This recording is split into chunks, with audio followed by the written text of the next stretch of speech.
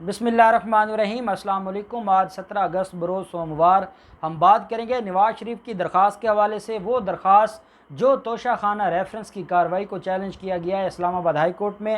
ये 2 रुकनी बेंच था Islamabad high court का, जिसकी सदारत फरमा रहे थे चीफ जस्टिस अतर मिनल्ला साहब।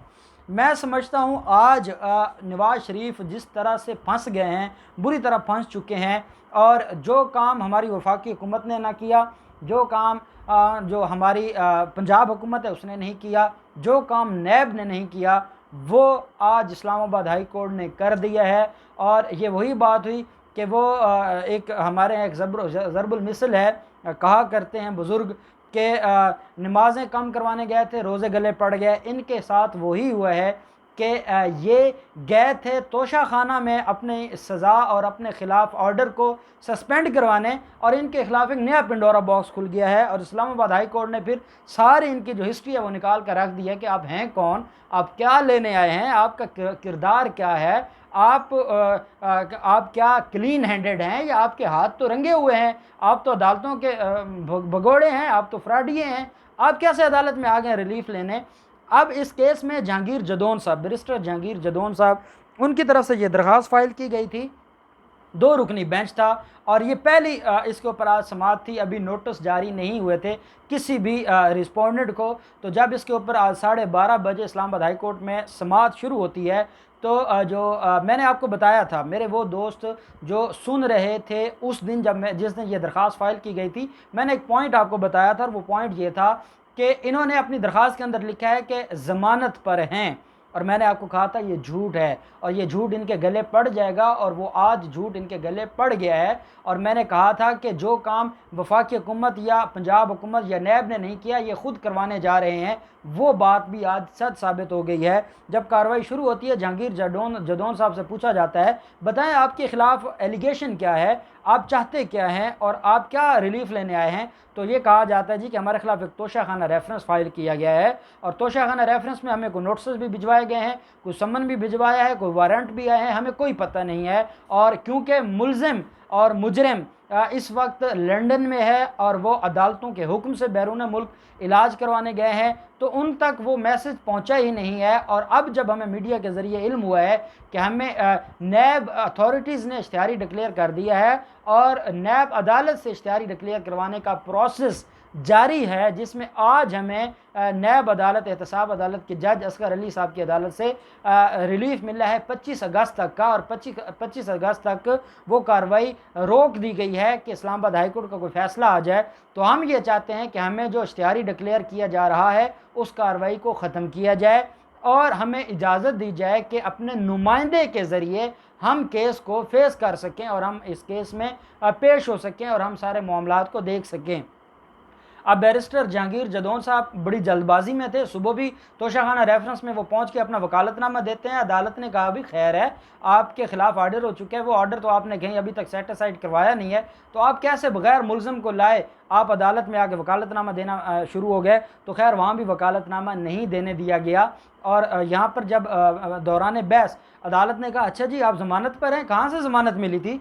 तो जहांगीर जदौन साहब ने कहा जी हमें 8 हफ्तों के लिए ज़मानत दी गई थी, और 8 हफ्तों के बाद हमें लाहौर हाई कोर्ट ने भी हमें 4 हफ्तों का टाइम दिया था, और लाहौर हाई कोर्ट ने हमें ये बताया था कि आप हर माह आप अपनी जो रिपोर्ट्स हैं, मेडिकल रिपोर्ट्स हैं, वो हमारे पास रजिस्ट्रार के पास जमा करवाते रहें, और आपकी मेडिकल रिपोर्ट्स देकर आपका जो बैरून मुल्क क़याम है वो एक्सटेंड होता रहेगा। अदालत ने कहा जहांगीर जदौन साहब आप चीज़ों को मिक्स ना करें, और ये चीज़ बताती है कि चीफ जस्टिस अतर मिनल्ला साहब पूरी तैयारी करके आए थे, और उनको पता है, और जितनी तनकीद हुई थी और जितने मामलात हुए थे, और जैसे अल अज़ीज़िया रेफरेंस में सज़ा सस्पेंड हुई थी, तो उसके बाद वो सारी चीज़ों को तो जानते हैं। तो अल अज़ीज़िया रेफरेंस का हवाला देते हुए ऑनरेबल जो जज हैं उन्होंने सवाल किया कि क्या आपके इल्म में है कि 2 अपीलें पेंडिंग हैं नवाज शरीफ के ख़िलाफ़ इस्लामाबाद हाई कोर्ट में, जिसके बारे में जहांगीर जदौन साहब ने कहा हाँ जी मेरे इल्म में है कि 2 अपीलें पेंडिंग है। अदालत ने कहा आपको ये भी पता है कि 8 हफ्तों का टाइम हमने दिया था, कि 8 हफ्ते हैं आपके पास,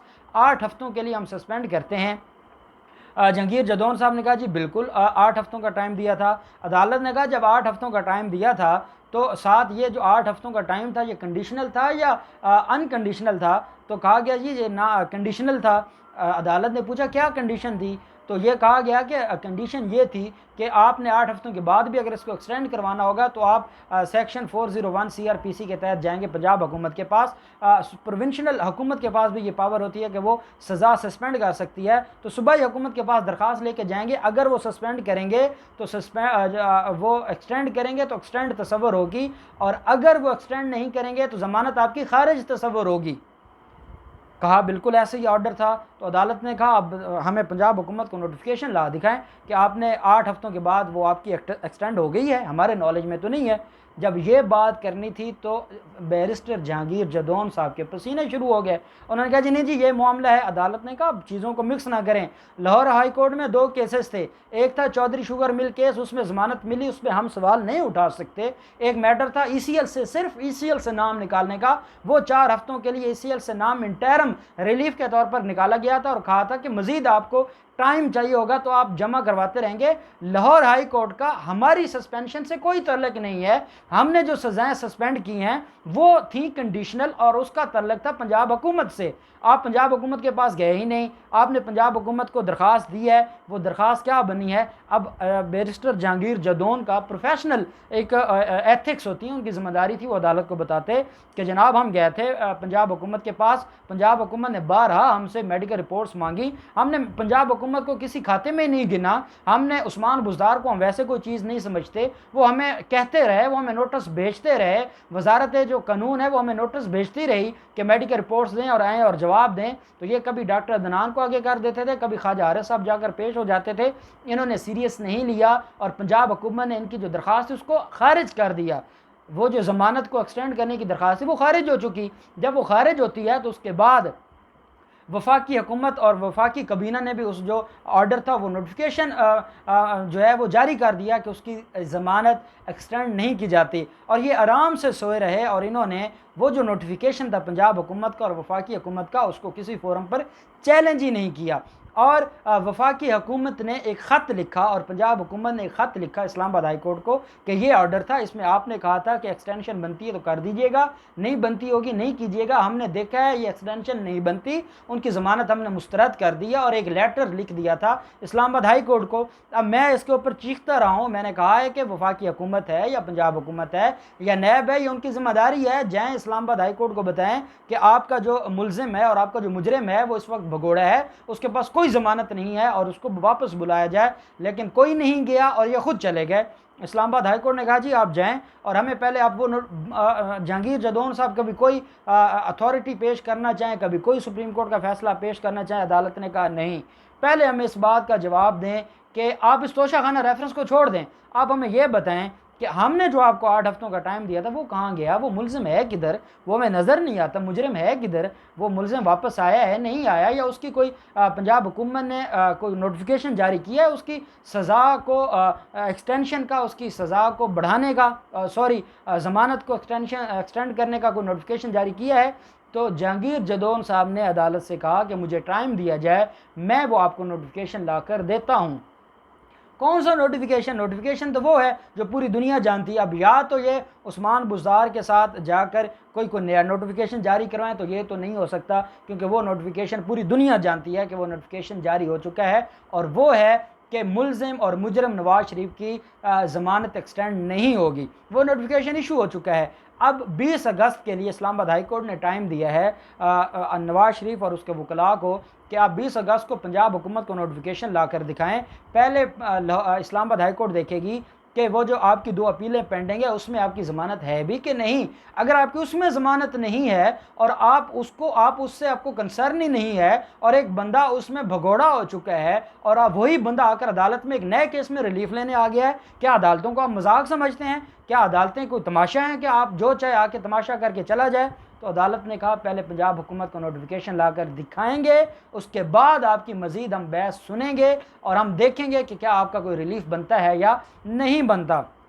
अब 20 अगस्त के लिए टाइम दे दिया गया है और 20 अगस्त का ये कहा गया है कि आप वो नोटिफिकेशन लेकर आएँ। अब ये सारी दुनिया जानती है 20 अगस्त को नोटिफिकेशन वो लेकर जाएंगे। नोटिफिकेशन ये होगा कि उसकी जो ज़मानत है उसको एक्सटेंड नहीं किया गया। उसके बाद इस्लामाबाद हाई कोर्ट पूछेगी कि जब वो एक्सटेंड नहीं की गई और वो ज़मानत अभी तक उसको नहीं मिली और वो बग़ैर ज़मानत के इस्लामाबाद हाई कोर्ट का मुजरिम है ना, इस्लामाबाद हाई कोर्ट में उसकी अपीलें पेंडिंग है, तो जिस अदालत का वो मुजरिम है और वहाँ से वो ज़मानत पर भी नहीं है और ज़मानत उसकी ख़त्म हो चुकी है और उसने आज तक इस्लामाबाद हाई कोर्ट में वो दोबारा पेश नहीं हुआ, तो फिर इस्लामाबाद हाई कोर्ट उन 2 अपीलों में भी उसके खिलाफ कार्रवाई शुरू कर देगी। और तोशा खाना रेफरेंस में तो वो भूल जाए ना कि उनको कोई रिलीफ मिलेगा, या उनके खिलाफ जो प्रोसीडिंग्स हैं या जो कार्रवाई है वो ख़त्म हो जाएगी या उसको कोई रिलीफ दिया जाएगा, ऐसा कुछ नहीं होगा। मैं ये समझता हूँ नवाज शरीफ बुरी तरह फंस गए हैं और अल्लाह पाक ने पूरी कौम की सुन ली है। पूरी कौम जो ये कहती थी कि नवाज शरीफ जिस दिन गया था वो पूरी कौम को ये बता कर गए थे कि हम इदारों को या अदालतों को कुछ नहीं समझते, वो कौम किसी ने कुछ नहीं किया, अल्लाह की तरफ से ये हुआ है और वो ख़ुद दरख्वास्त लेकर आए हैं और उस दरख्वास्त में बुरी तरह फंस गए हैं। अब देखते हैं 20 अगस्त को वो कौन सा नोटिफिकेशन लेके आते हैं और उसके ऊपर फिर इस्लामाबाद हाई कोर्ट क्या करती है। क्या ये जो ज़मानत है इसमें कोई बहुत भारी फ़ाइन लगाया जाता है, कोई बड़ा हुक्म जारी किया जाता है? मुझे ये लगता है कि अब नवाज शरीफ के लिए वो नवाज शरीफ इतनी बुरी तरह फंस गए हैं कि उनके लिए अब इस मसले से निकलना बहुत मुश्किल हो गया है और अब ना तो वो ये दरख्वास्त वापस लेने के काबिल हैं और ना कोई और रिलीफ लेने के काबिल हैं। 20 अगस्त को जो भी डेवलपमेंट होगी हम आपके साथ शेयर करते रहेंगे। अल्लाह पाक पाकिस्तान का हामी नासिर हो। बहुत शुक्रिया। अल्लाह हाफ़िज़। पाकिस्तान जिंदाबाद।